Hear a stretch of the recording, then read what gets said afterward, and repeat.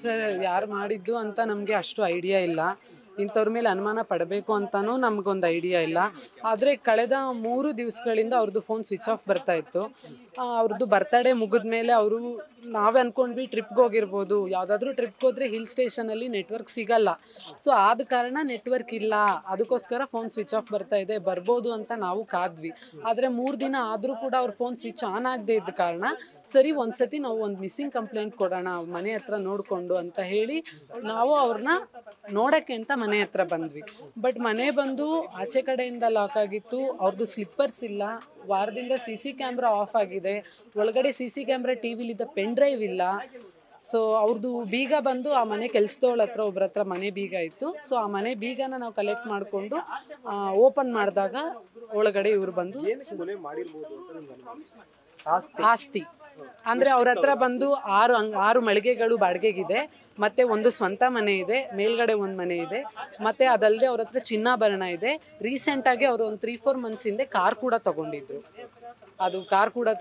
ಇಷ್ಟು ಆಸ್ತಿ ಪಾಸ್ತಿ ಹತ್ತತ್ರ ಅವರು ಒಂದು 1.5 ಕೋಟಿ ತನಕ ಅವ್ರ ಹತ್ರ ಆಸ್ತಿ ಇದೆ. ಆ್ಯಕ್ಚುಲಿ ನಮಗೆ ಗೊತ್ತಿಲ್ಲ. ಬೆಳಗ್ಗೆ ಎದ್ದು ಅವ್ಳು 3 ದಿನದಿಂದ ಫೋನು ನಾಟ್ ರೀಚಬಲ್ ಬರ್ತಾ ಇತ್ತು. ನಾನು ಅಲ್ಲಿರೋ ಅಕ್ಕಪಕ್ಕದವ್ರನ್ನ ಮನೆ ಕಳಿಸಿದಾಗ ಇಲ್ಲ ಅಂತನೋ ಅಂದರು. ಆಮೇಲೆ ಸ್ಮೆಲ್ ಬರ್ತಿರ್ಬೇಕಾದ್ರೆ ಅದು ಪೈಪಲ್ಲಿ ಮೇಲ್ಗಡೆ ಪೈಪಲ್ಲಿ ಸ್ಮೆಲ್ ಬರ್ತಾ ಇತ್ತು.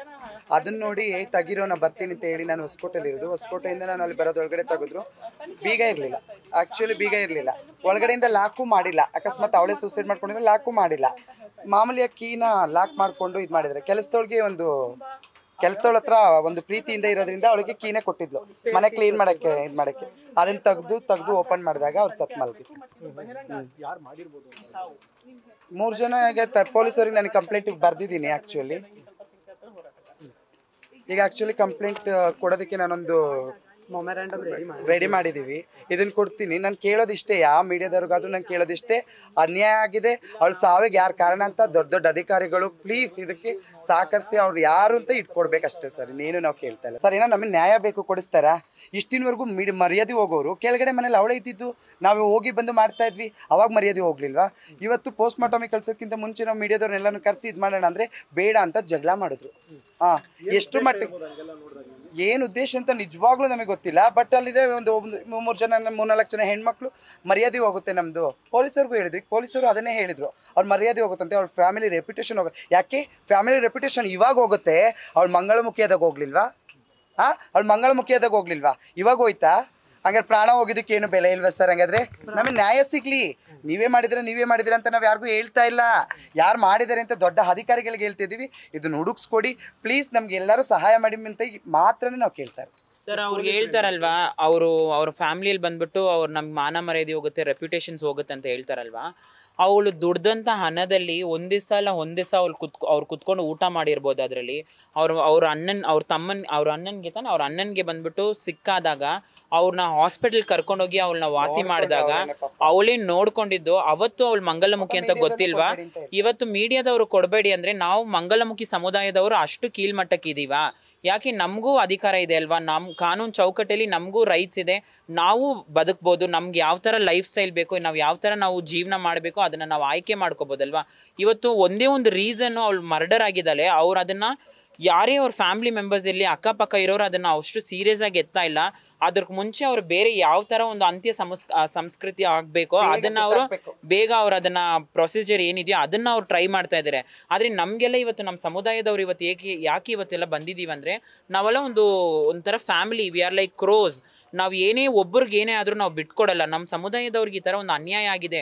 ಶ್ರೀ ಅಂತ ಒಂದು ಹುಡುಗಿ, ಎಷ್ಟು ಧೈರ್ಯವಾದ ಒಂದು ಹುಡುಗಿ ಗೊತ್ತಾ? ಅವಳು ಮಂಗಲಮುಖಿ ಇದ್ರೂ ಸಹ ಅವಳು ಎಷ್ಟು ಹೋರಾಟ ಮಾಡಿದಳು ನಮ್ಮ ಸಮುದಾಯದವರಿಗೆ. ಅವಳು ಸಮಾಜ ಹೋರಾಟಗಾರ್ತಿ ಅಂತ ವ್ಯಕ್ತಿನೇ ಅಲ್ಲ. ಅವಳು ಸೂಸೈಡ್ ಮಾಡ್ಕೊಳ್ಳೋವಳು ಅಲ್ಲ, ಡಿಪ್ರೆಷನ್ಗೆ ಹೋಗೋವಳು ಅಂತ ವ್ಯಕ್ತಿ ಅಲ್ಲ ಅವಳು. She was very bold. ನಾವೆಲ್ಲ ಆಕ್ಟಿವಿಸಮ್ ಮಾಡಿದಾಗ ಎಷ್ಟೋ ಹಲವಾರು ಆಕ್ಟಿವಿಸಮ್ ಹೋರಾಟಕ್ಕೆ ನಮ್ಮ ಪಕ್ಕದಲ್ಲಿ ಬಂದು ಅವಳು ನಿಂತ್ಕೊಂಡು ನಮಗಾಗಿ ಅವಳು ಹೋರಾಟ ಮಾಡಿದಳು, ನಮ್ಮ ಸಮುದಾಯಕ್ಕಾಗಿ ಹೋರಾಟ ಮಾಡಿದ್ದಾರೆ. ಇವತ್ತು ನಾನು ಒಂದು ಆಕ್ಟಿವಿಸ್ಟ್ ಆಗಿ ಹೇಳ್ತೀನಿ ನೋಡಿ, ನಾವೆಲ್ಲ ಎಷ್ಟೋ ಜನ ಹೋಗಿ ಕೆಲಸ ಮಾಡಿದೀವಿ, ಎಲ್ಲೆಲ್ಲೋ ಹೋಗಿ ಕೆಲಸ ಮಾಡಿದೀವಿ. ಆದ್ರೆ ಅವಳಿಗೆ ಈ ತರ ಒಂದು ಅನ್ಯಾಯ ಆದಾಗ ನಾವು ಯಾರನ್ನೂ ಬ್ಲೇಮ್ ಮಾಡ್ತಾ ಇಲ್ಲ. ಪೊಲೀಸ್ ಅವ್ರು ನಮ್ಮನ್ನ ಅಲ್ಲಿ ನೋಡೋಕ್ಕೂ ನಮ್ಮನ್ನ ಬಿಡ್ಲಿಲ್ಲ. ಅವ್ರು ಏನಿದೆಯೋ ಅವ್ರದ್ದು ಪ್ರೊಸೀಜರ್ ಏನಿದೆಯೋ ಪಾಪ ಕಾನೂನು ಚೌಕಟ್ಟಲ್ಲ ಅವ್ರು ಮಾಡ್ಬೇಕು. ನಾವು ಅವ್ರಿಗೆ ಸ್ಪಂದಿಸ್ಬೇಕಲ್ವಾ? ಅದ್ರಲ್ಲಿ ನಾವು ಯಾವುದೋ ಅಭಿಯಂತರ ಹೇಳ್ತಾ ಇಲ್ಲ. ಆದ್ರೆ ನಮ್ಗೆ ಅವಳಿಗೆ ಆಗಿರೋ ಇನ್ಸಿಡೆಂಟ್ಗೆ ನಮ್ಗೆ ನ್ಯಾಯ ಬೇಕು. ಅದು ಲವ್ ಇರಲಿ ನೋಡಿ, ನಮ್ಮ ಸಮುದಾಯದವ್ರಿಗೆ ಆಸೆ ಆಕಾಂಕ್ಷೆ ತೋರಿಸಿ ನಮಗೆ ಲವ್ ಮಾಡಿ, ನಮಗೆ ನಮ್ಮ ಹತ್ರ ಇರೋ ಒಡವೆ ಇರಲಿ, ನಮ್ಮ ಹತ್ರ ಇರೋ ದುಡ್ಡು ಇರಲಿ, ಅದನ್ನೆಲ್ಲ ಕಿತ್ಕೊಂಡು ನಮಗೆ ಬೀದಿಯಲ್ಲಿ ಬಿಟ್ರು ಪರವಾಗಿಲ್ಲ, ಅದ್ರ ಸಾಕು ಮಾಡಿ. ನಾನು ನಿಮ್ಮ ಹತ್ರ ಏನೂ ಕೇಳಿಲ್ಲ, ನಿಮ್ಮ ಹತ್ರ ಬೇರೆ ಆ ಲವ್ ಆ್ಯಂಡ್ ಅಫೆಕ್ಷನ್ ನಾವು ನಿಮ್ಮ ಹತ್ರ ಕೇಳಿದ್ದು. ನಾವೇನು ನಿಮ್ಮ ಹತ್ರ ಬಂದ್ಬಿಟ್ಟು ನಮ್ಮನ್ನ ಮದುವೆ ಮಾಡ್ಕೊಳ್ಳಿ, ನಮ್ಮನ್ನ ಲವ್ ಮಾಡಿ, ಇಲ್ಲ ನಮ್ಮ ಜೊತೆ ಸಂಸಾರ ಮಾಡಿ ಅಂತ ಕೇಳಿಲ್ಲ. 1:1 ನೀವು ಬಂದಿದ್ದಕ್ಕೆ ನಾವು ಬಂದಿರ್ತೀವಿ, ನೀವು ಮಾತಾಡಿದ್ದಕ್ಕೆ ನಾವು ಮಾತಾಡಿರ್ತೀವಿ, ನೀವು ಒಪ್ಕೊಂಡಿದ್ದಕ್ಕೆ ನಾವು ಒಪ್ಕೊಂಡು ನಿಮ್ಗೆ ಕತ್ಕೊಟ್ಟಿರ್ತೀವಿ, ಅದಕ್ಕೆ ನೀವು ಕುತ್ತಿಗೆಗೆ ತಾಲಿ ಕಟ್ಟಿರ್ತೀರಾ. ಅದು ಬಿಟ್ಬಿಟ್ಟು ಆ ತಾಲಿನೂ ಎತ್ಕೊಂಡು ನಿಮ್ಮ ಕೈಯಲ್ಲಿ ಕೊಟ್ಬಿಟ್ಟು ನಾವೇ ಕಟ್ಕೊಳಕ್ಕಾಗಲ್ಲ, ಜೀವನ ಮಾಡೋಕ್ಕೂ ಆಗಲ್ಲ. ದಯವಿಟ್ಟು ಹೇಳ್ತೀನಿ ನೋಡಿ, ನಮ್ಗೆ ಇದಕ್ಕೆ ನ್ಯಾಯ ಬೇಕು. ಇದಕ್ಕೆ ಯಾರೆಲ್ಲ ಇನ್ವಾಲ್ವ್ ಆಗಿದಾರೋ ಅವ್ರಿಗೆಲ್ಲ ತನಿಖೆ ಮಾಡಿ ಅವ್ರಿಗೆ ಶಿಕ್ಷೆ ಆಗ್ಲೇಬೇಕಂತ ರಿಕ್ವೆಸ್ಟ್ ಮಾಡ್ತೀವಿ. Thank you. ನ್ಯೂಸ್ ಫಸ್ಟ್, ನಿರ್ಭೀತಿಯಿಂದ ನಿಮ್ಮ ಪರವಾಗಿ.